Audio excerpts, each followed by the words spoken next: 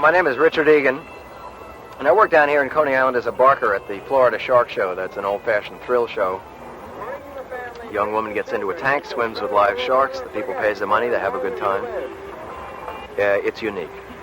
This place, as you look at it now, is really a skeleton of what it used to be. No one coming here for the first time would have any idea that this place, Coney Island, was it. Back in the old days, before the turn of the century, this place really defined the beachside resort. It went through many, many changes. It's seen billions of people come through it over the years. Although Coney Island, to this day, attracts many, many people. The beach will be crowded from one end to the other. All the way from 33rd Street down by Seagate, all the way to Brighton. Now, what we're looking at here, the remnants of some of the heyday of Coney Island. Right behind me stands the skeleton of the old Thunderbolt roller coaster. We're kind of hoping maybe we'll see some action there, the redevelopment of which we've been promised for a number of years. But so the old coaster sits there. People constantly ask about it. There's a house underneath it, as you can see, and there's actually a woman still living in that house back from the old days. Her late husband, whose father developed the roller coaster, she and he lived in there for many, many years, and he's gone now for some 7 or 8 years, but she's hanging on and leads a very healthy and happy life under there. I see her occasionally. And the Wonder Wheel, dating from 1920, built right here in Coney Island. And I think, as far as my memory serves, barely an accident. I can hardly remember it. It's swinging cars and big stationary cars give you that incredible view of New York City. And when those swinging cars go down that track, when you get to the peak of that thing and go shooting over and you feel like there's no tomorrow and you're never going to come back, it's incredible.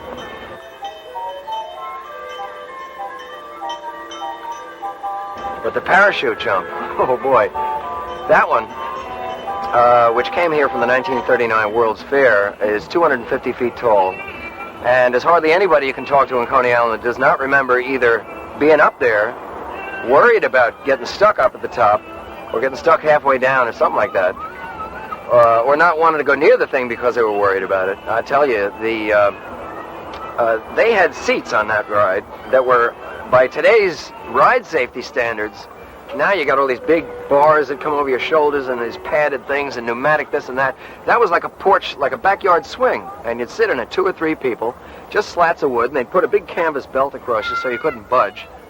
And then that thing would start taking you up, and you'd hold on to the ropes on the side. And you keep going up and up and up, and everything would get smaller and smaller and smaller, and you'd think you were never going to stop going up there. And to me, that was the scariest part, knowing that you were going to actually reach the top at some point, but not knowing, and you didn't want to look up, and half the time you didn't want to look down. And then all of a sudden, the thing would hit the trip at the top, and the chute would let you, the whole seat would let go, and you'd free fall for like 15 feet until the chute billowed open, and Come one, come all, right now, the show is about to begin. Miss Atlantis will brave the laws of nature. She will defy the devil right here. Come on in. Join the crowd as we watch daring exploits of the briny deep right here in this, the world's largest mobile aquarium. It's live. It's amazing. It's the most thrilling show in Coney Island. For the first time, Coney Island is proud to present the Florida Shark Show, happening here right now on the Coney Island Midway. Ladies and gentlemen, come on in right now. Buy your tickets as the show is about to begin. I'm Rudy. This is my wife, Nadine. We are running the show now for 5 years. This is the first time we are in the States. We did a 5-year tour in Europe. We are now in Coney Island for 4 months. 5-year tour in the continent of Europe. Live. After this week, we leave to Texas. After 27 days in Dallas, we go to Florida for 3 months. After Florida, we do all the West Coast. In the tropical waters from the... This is a work like every other work. She decided to swim with the sharks 5 years ago, after the first Joe's movie. And we are thinking about something good to put on the fairgrounds. The good thing is a shark is always very honest. No shark attacks straight. These kind of animals, they give you a warning. You can see the way they are swimming, or they are aggressive or not. This happened with a thunderstorm. Sharks are very sensitive for electricity in the sky. The more electricity in the sky, aggressiver the sharks are. We got the sharks 5 years ago from the beach from Florida. 5 years ago, the sharks were swimming in the sea.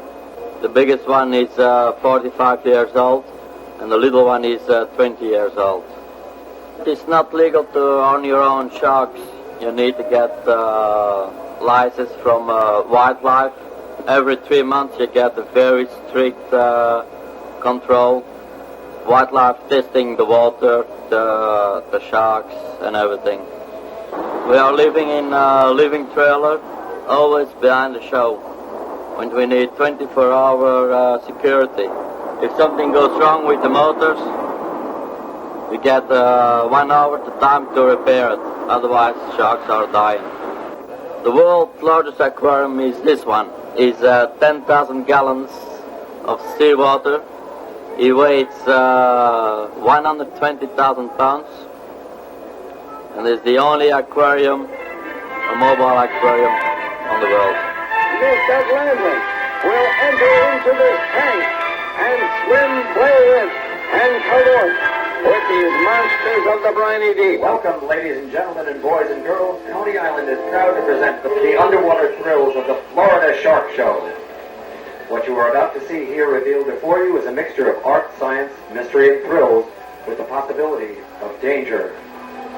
But when you compare the size of Miss Atlantis with her killer companions when she enters the tank, you will realize that she is swimming with a 7-foot giant, and one mistake or error in judgment on her part will prove which of them has the size and weight advantage. Now, Miss Atlantis, if you are ready, let the Florida Shark Show begin. Miss Atlantis must enter the water slowly, avoiding any sudden motions that may frighten these sharks. Now underwater, she is in a different world than the one we know, the home of the killer sharks. She is completely alone with the sharks.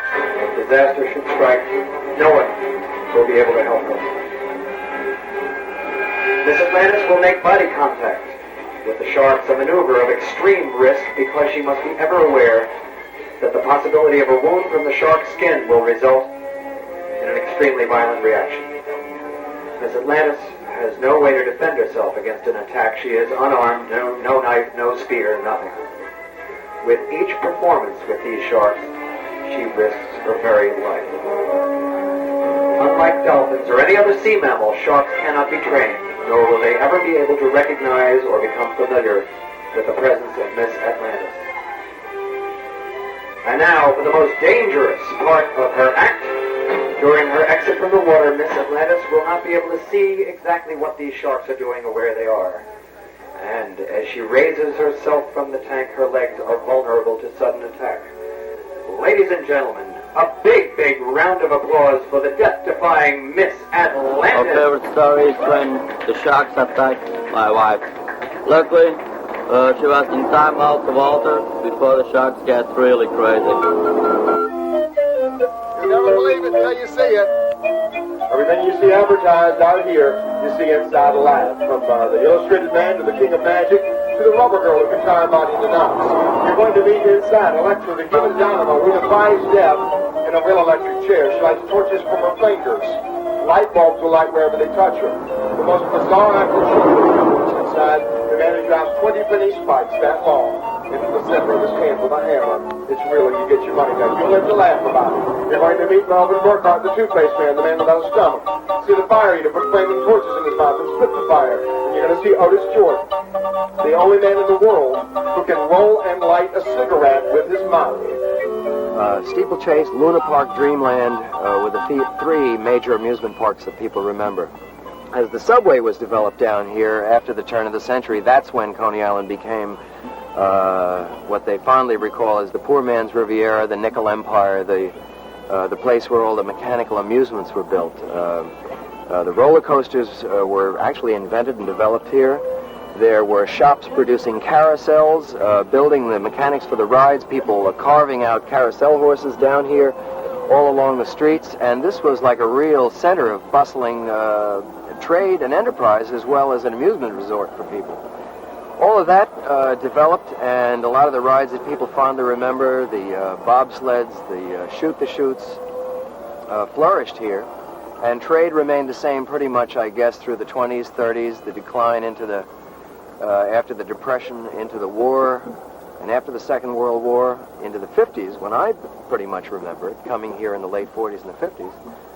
It was pretty much the same, and then in the 60s, everything hit the skids. The residential beach bungalow colonies all were razed and torn down to make way for really shoddy public housing that was hastily put up for people who were being moved wholesale out of other neighborhoods in New York City.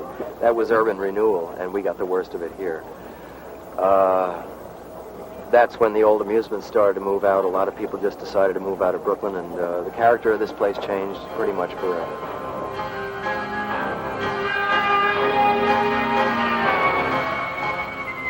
I guess the unique is probably what we need the most in Coney Island, since this place is not really what it used to be. But then again, I suppose that's a complaint that I hear about Coney Island that really irks me the most, is people say Coney Island is not what it used to be. But then again, neither I nor yourselves are what we used to be. We get older, we change, and that's the end of that. On the other hand, perhaps there's a chance for us as we get older to get a little better. As we kind of feel that we're getting flab and need a little exercise, maybe that's what's going to happen to Coney Island.